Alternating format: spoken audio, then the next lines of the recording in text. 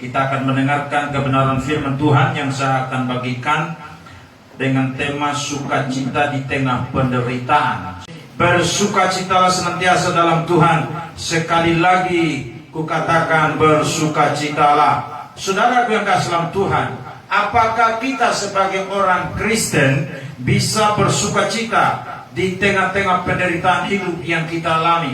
Mungkin penderitaan hidup itu bukan karena kita melakukan kesalahan, tapi karena kita percaya kepada Yesus Kristus, dan akibatnya orang melakukan hal-hal yang merugikan kita, yang membuat kita menderita.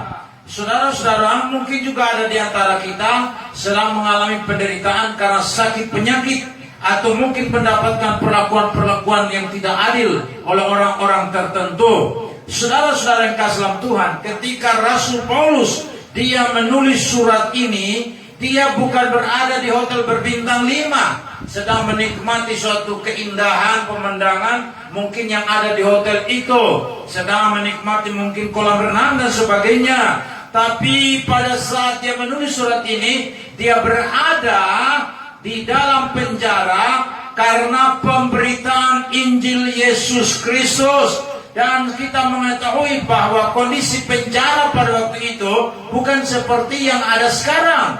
Kondisi penjara pada waktu itu suatu kondisi yang sangat membuat seseorang tidak nyaman, membuat seseorang bisa menderita. Tapi di tengah-tengah situasi seperti itu, firman Tuhan mengatakan Paulus itu bersukacita. Itu berarti saudara-saudara, sukacita kita tidak bergantung pada kondisi, sukacita kita tidak bergantung suatu tempat, sukacita kita juga tidak bergantung apakah kondisi ekonomi, kondisi politik dari bangsa kita, tapi sukacita kita bergantung sepenuhnya pada hubungan kita dengan Allah yang sumber sukacita itu.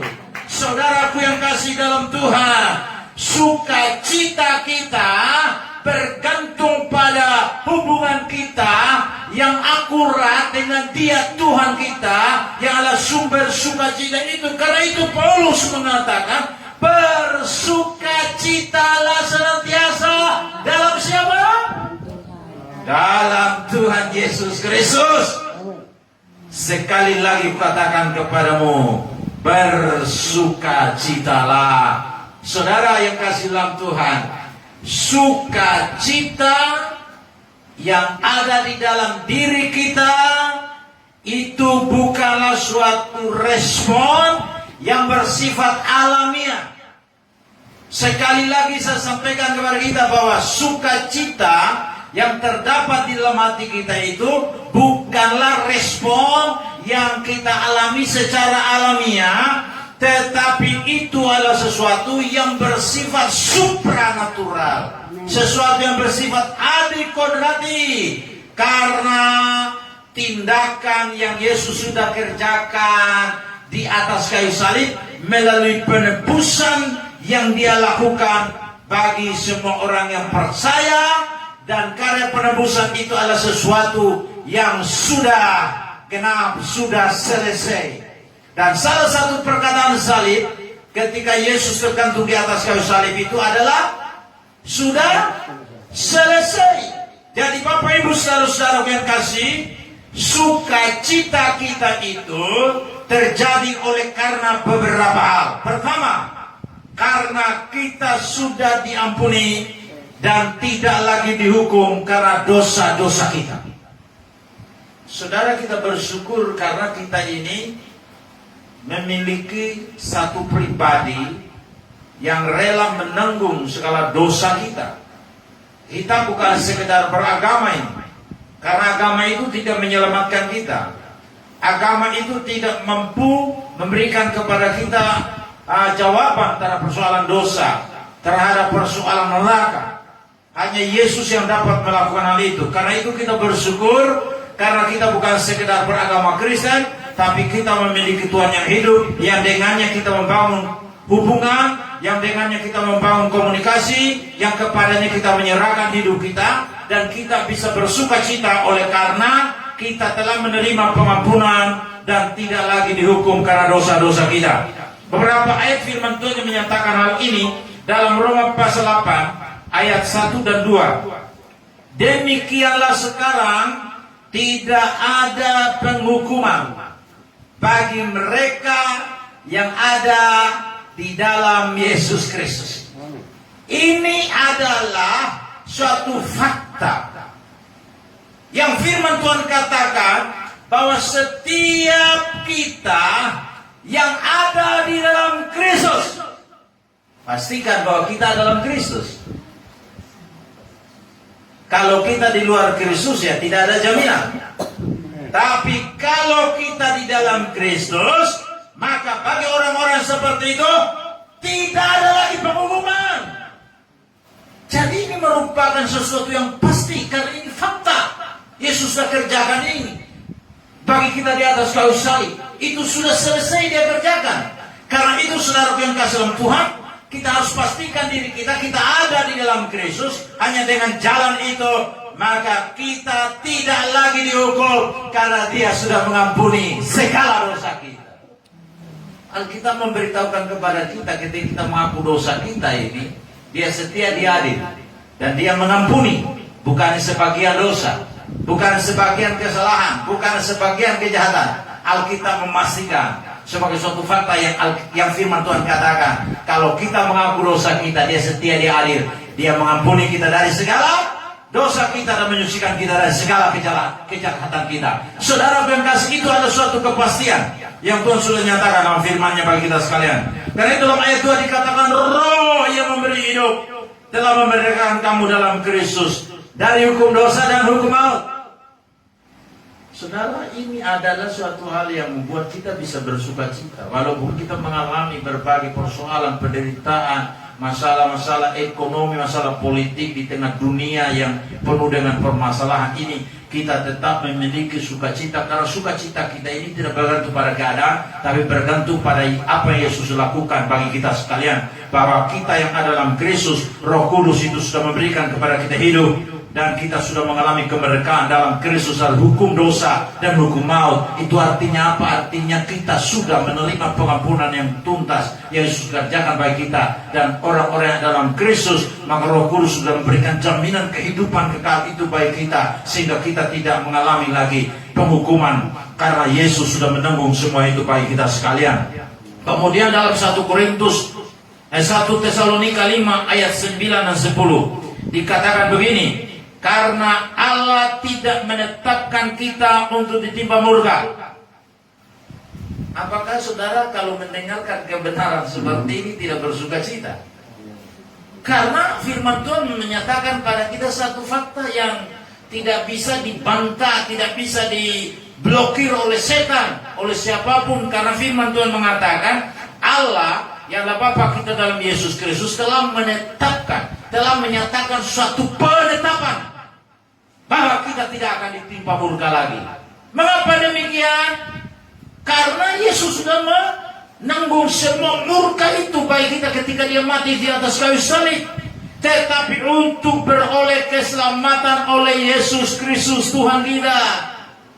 Luar biasa Bapak Ibu Saudara-saudara, Tuhan tidak menimpa kita dengan murka, tapi justru yang Tuhan lakukan bagi kita ialah agar kita memperoleh keselamatan oleh Yesus Kristus Tuhan kita, yang sudah mati untuk kita, supaya entah kita berjaga-jaga, entah kita tidur, kita hidup bersama-sama dengan Yesus Kristus.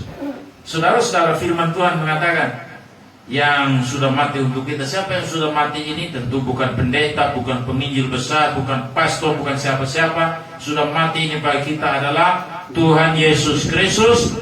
Entah kita itu sedang dalam kondisi seperti kita sekarang ini, atau kita sedang tidur, tetapi yang pasti kita hidup bersama-sama dengan Yesus. Itulah yang memastikan kita ini tidak lagi menerima penghukuman atau ditimpa murka, tetapi kita beroleh keselamatan yang dikerjakan oleh Yesus Kristus, suatu yang pasti bagi kita sekalian yang ada di dalam Dia.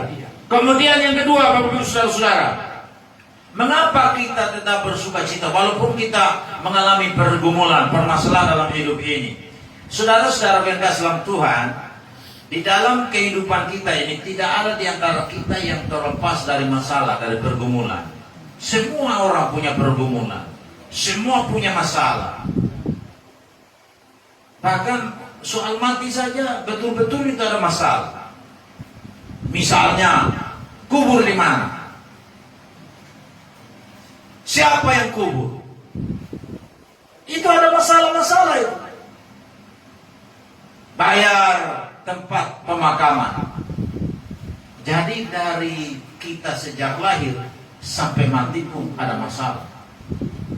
Masalah ini bisa selesai ketika kita masuk surga.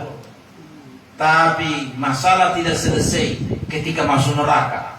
Sudah masalah di bumi ini, tambah masalah lagi di neraka.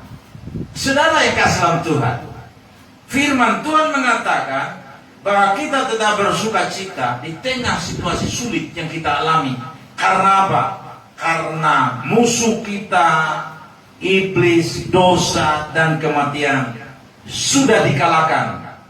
Dan kita sudah dibebaskan dari perbudakan iblis, dosa, dan kematian. Siapa yang bisa melakukan hal ini? Tidak ada nabi yang bisa melakukannya. Tidak ada rasul yang bisa melakukannya. Yang bisa melakukan hanya satu pribadi yang namanya Tuhan Yesus Kristus. Haleluya. Kalau tepuk tangan sungguh-sungguh. Haleluya. Haleluya. Saudara-saudara yang kasih dalam Tuhan, dalam 1 Tesalonika 1 ayat 10 mengatakan begini. Dan untuk menantikan kedatangan anaknya dari surga. Semua kita yang ada di tempat ini, saudara-saudara yang mengikuti ibadah ini melalui live di Facebook, semua kita sedang menantikan kedatangan Yesus Kristus yang kedua kali.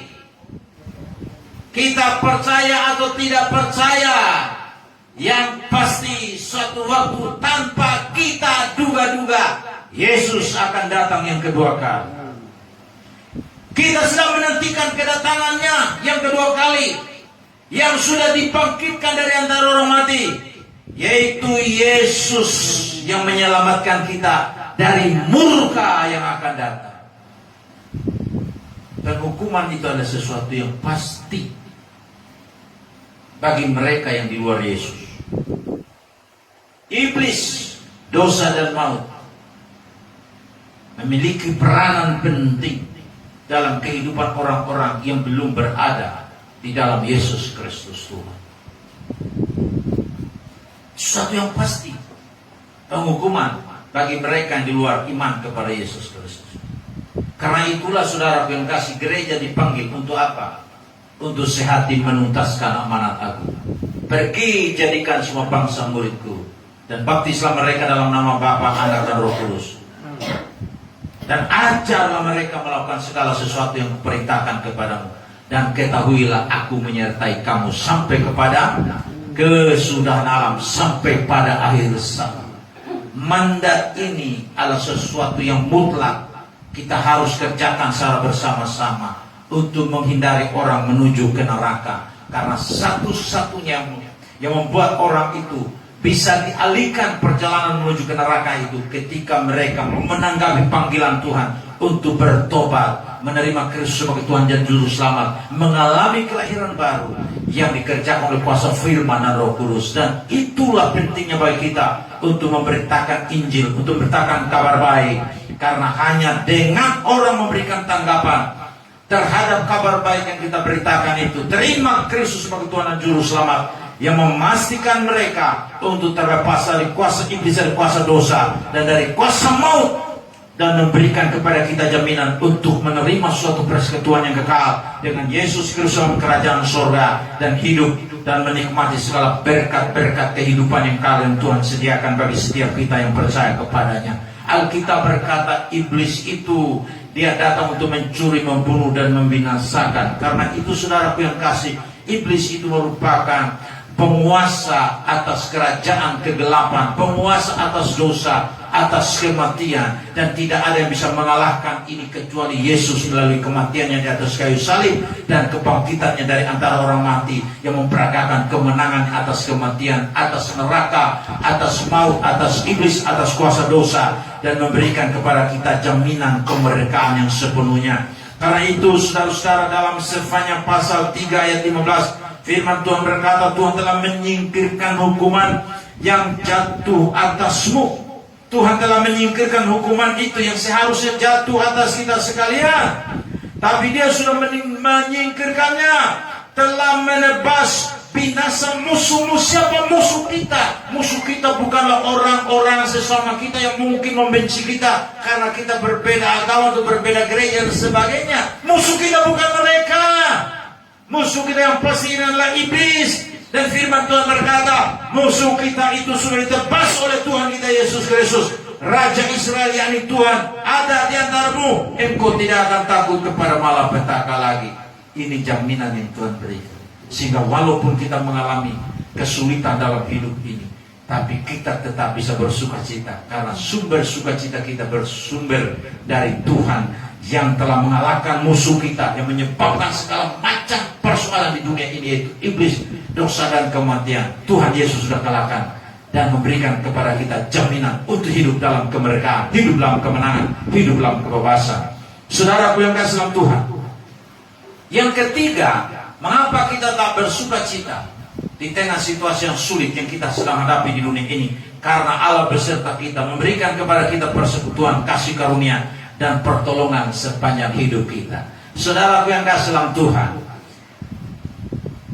di dalam satu rumah, walaupun kita itu satu rumah, tapi kalau sudah dipisahkan oleh tembok, maka apa yang dilakukan oleh orang yang ada di sebelah tembok itu, kita juga sudah tidak tahu lagi. Kita sebagai orang tua misalnya, kita tidak tahu apa yang dilakukan ke anak kita di balik tembok, walaupun kita itu satu rumah. Demikian juga anak-anak kita tidak tahu apa yang kita buat sebagai orang tua karena kita ada di balik tembok.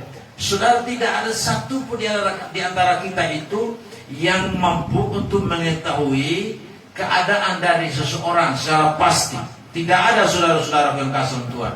Demikian juga ketika kita sebagai anak, walaupun kita mungkin satu rumah, karena kita ada di kamar sebelah, persoalan yang kita sedang hadapi saat itu, orang tua kita tidak sedang berada bersama-sama dengan kita untuk menunggu persoalan yang sedang kita hadapi.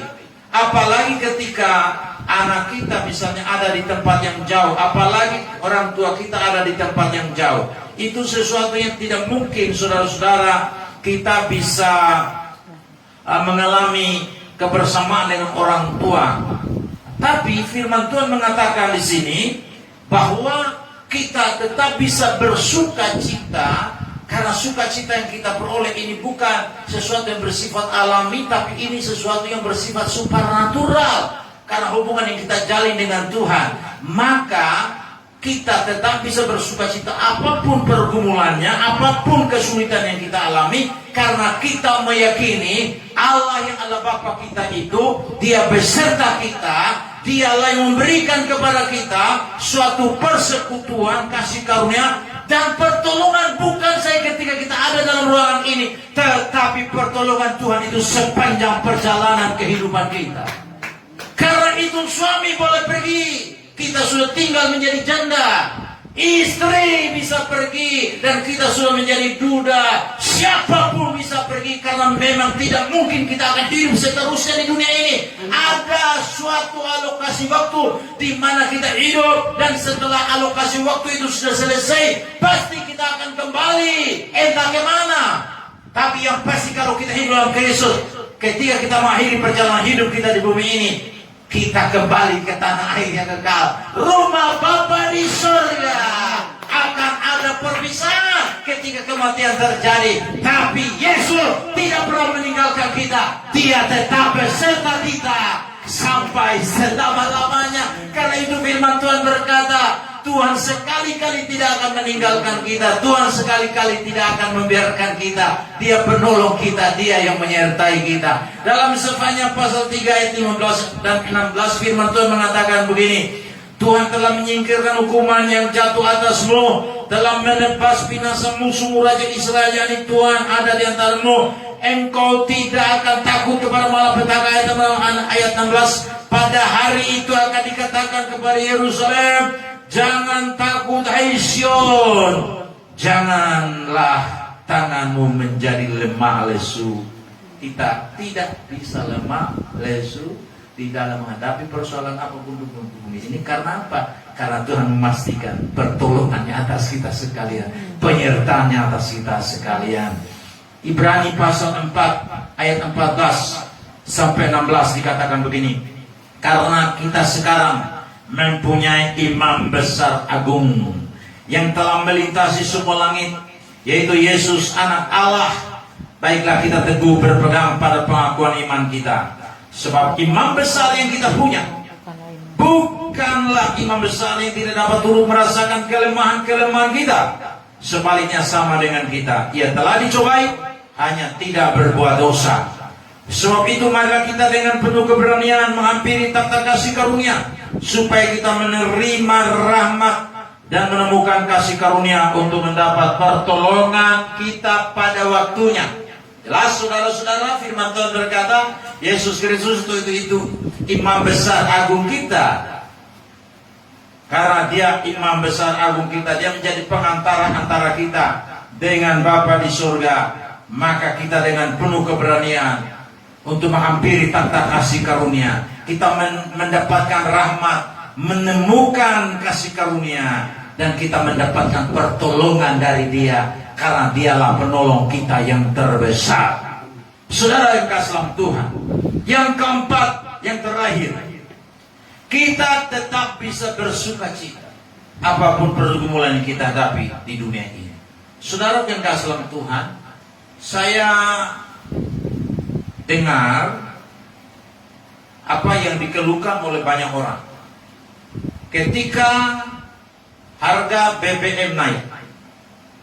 Ada keluh kesah dari masyarakat, karena ketika BBM naik maka harga barang menjadi naik. Tapi BBM itu kan singkatan dari bahan bakar minyak, sudah naik. Tapi sebagai orang yang beriman, saya justru menerima itu sebagai berkat Bapa melimpah BBM. Saudara yang kasih, kenapa? Oleh karena saya percaya bahwa situasi apapun yang kita hadapi dalam hidup ini, kita tetap bisa enjoy. Amin. Bisa tetap bersuka cita, bisa tetap menjalankan tanggung jawab kita seterusnya tanpa terhalang oleh keadaan apapun. Mengapa saudara-saudara? Karena kita mempercayai bahwa kita merupakan orang-orang yang menjadi sasaran kasih dan perkenanan Bapa kita di surga. Amin. Percayakah saudara bahwa kita semua, entah saudara yang mengikuti ibadah ini melalui Facebook, saudara semua yang ada dalam ruangan ini, apakah saudara percaya saudara merupakan sasaran dari kasih dan perkenanan Allah? Percaya atau tidak? Percaya. Amin. Saya percaya Bapak Ibu Saudara-saudara. Kalau saya tidak percaya, saya sudah berhenti jadi orang Kristen. Pokoknya tidak mau lagi kembali ke jingit tiu di sabu. Meneruskan apa yang menjadi warisan dari orang tua, dari kakek nenek moyang, sebagai model amal di sabu sana.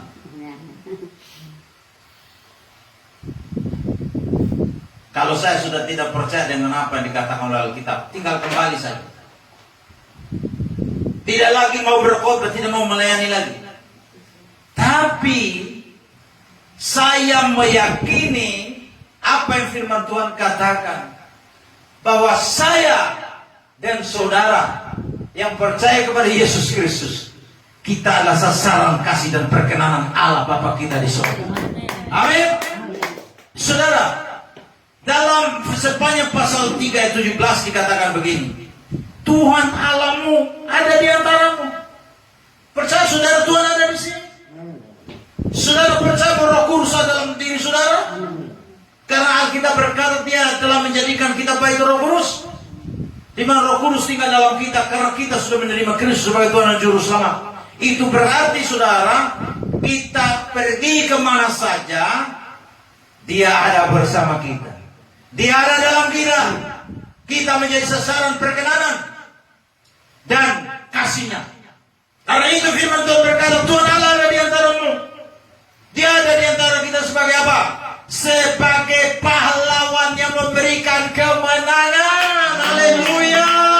Tidak ada kekuatan dan neraka dari iblis yang bisa mengalahkan kita, karena Allah adalah pahlawan yang memberikan kepada kita kemenangan.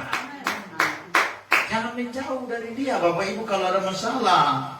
Apalagi misalnya karena ada masalah, lalu kita lihat-lihat, baygon sayang, saya minum baygon saja karena sayang dia. Daripada saya masalah terus yang suami ini main tampar saja, istri juga main ngomel tiap hari, kerjanya hanya ngomel saja. Masih untung saudara-saudara yang tidak punya suami, tidak punya istri, yang masih bujang-bujang karena tidak ada yang memarahi. Tapi kalau yang punya suami istri, ada persoalan-persoalan dalam rumah tangga, dan saudara mungkin sudah tidak mampu menghadapinya, lalu saudara berkata, wah, daripada hidup terus dalam kondisi seperti ini, lebih baik pisah saja, lihat minum baygon, air hidup. Saudara yang kasih dalam Tuhan, itu merupakan suatu sikap yang salah dilakukan orang-orang ketika ada dalam permasalahan, karena dia tidak meyakini bahwa dia adalah pribadi yang sangat berharga, pribadi merupakan sasaran kasih dan perkenanan Tuhan, sehingga dia melakukan hal-hal yang demikian. Tapi saya percaya kalau kita sungguh-sungguh sadar bahwa kita ini adalah orang-orang yang telah dijadikan sebagai sasaran kasih dan perkenanan Allah, Allah ada di tengah kita, Allah ada dalam hidup kita, maka persoalan apapun, musuh yang hebat sekalipun, memang mungkin kita tidak mampu mengendalikan musuh itu, tapi karena Allah adalah pahlawan, Dia yang memberikan kepada kita kemenangan oleh Yesus Kristus Tuhan kita. Haleluya. Saya masih ingat ini, ada satu kisah di Afrika. Ini pernah diceritakan oleh Ibu Susi Hetty. Ketika gajah itu dia lewat di jembatan gantung, saudara-saudara, maka jembatan gantung itu brak. Suatu waktu semut ini dia ikut si gajah dari sebelah menuju ke seberang. Jadi sementara lewat ke seberang, brak sampai di sebelah, lalu si semut itu mengatakan begini, gajah, kita hebat ya, kita bisa goncangkan itu jembatan gantung. Saya tanya, yang kasih goncang siapa? Apa semut atau gajah? Semut. Kok semut? Gajah. Yang goncangkan itu brak itu adalah gajah. Gajah yang bisa bikin itu goncang itu jembatan gantung. Tapi karena semut ada di bersak ini, semut itu dia naik di atas gajah, maka semut dengan bangga berkata, kita bersama bisa goncangkan jembatan gantung ini. Sama seperti kita berkata, bersama dengan Allah kita melakukan perkara yang besar, dan kita menginjak-injak para lawan kita. Amin. Siapa kita? Kita tidak punya kemampuan apa-apa melawan setan. Setan itu dia punya kehebatan, dia sudah lebih tua dari dunia ini. Sebelum dunia setan sudah ada. Jadi siapa kita melawan setan? Kita sama dengan semut. Tapi saudara, bersama dengan Allah kita bisa injak-injak para lawan kita. Itu sebabnya saudara yang kasih, kalau kita menjadi sasaran kasih dan perkenanan Allah, maka sebesar apapun persoalan kita bersama dengan Dia, pahlawan kita menjadi pemenang-pemenang. Karena itu jangan berkecil hati, layani terus. Amin. Jangkau jiwa lebih banyak supaya tambah banyak lagi. Haleluya. Karena Tuhan sudah memberi jaminan seperti ini kan, bahwa Dia pahlawan yang beri kemenangan. Terus Alkitab berkata, Dia bergirang karena engkau dengan sukacita. Bayangkan saudara-saudara, Tuhan bergirang ini melihat kita karena Dia berkenan atas kita. Dia menjadikan kita sasaran kasih-Nya, kita menerima kasih-Nya dan bersekutu dengan Dia. Maka Dia, saudaraku yang kasih, bergirang Karena kita dengan sukacita, Ia membaharui engkau dalam kasih-Nya. Ia bersorak-sorak karena engkau dengan sorak-sorai. Jadi Bapak Ibu Saudara yang kasih dalam Tuhan, sukacita yang kita alami itu mencapai puncaknya pada saat nanti ketika bumi ini dipenuhi dengan kemuliaan Tuhan, pada saat Yesus datang yang kedua kali. Karena itu pada malam hari ini, mari kita sekalian sebagai umat-Nya mempersiapkan. Tuhan katakan kita ini adalah sasaran kasih dan perkenanan Allah. Karena itu kita bisa tetap bersukacita karena Dia Tuhan pahlawan yang memberikan kepada kita kemenangan. Tuhan Yesus memberkati kita sekalian. Amin buat firman Tuhan.